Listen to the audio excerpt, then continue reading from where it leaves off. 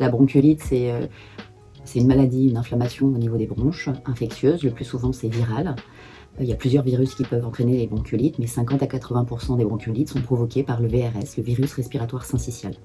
Alors, le plus souvent, c'est par transmission directe, par voie aérienne, mais il y a aussi les transmissions indirectes, d'avoir touché des objets, et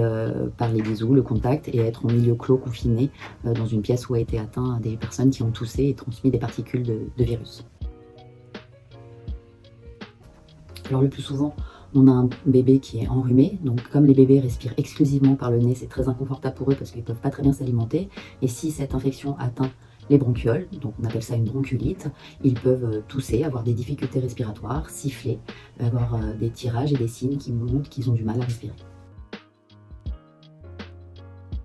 Les bronchiolites, c'est une maladie qui peut nécessiter une hospitalisation en pédiatrie ou en service de réanimation avec nécessité d'oxygénation du bébé, avec bien sûr les conséquences sur la famille et sur l'enfant, des conséquences ultérieures aussi parce que ça peut donner un asthme du nourrisson par la suite ou un asthme dans les années futures.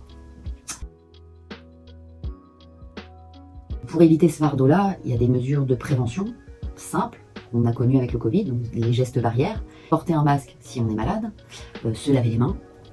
aérer les pièces de l'enfant là où vit le bébé, éviter que les familles qui soient malades viennent voir le nourrisson ou de porter un masque dans ces cas-là et éviter les milieux clos fermés.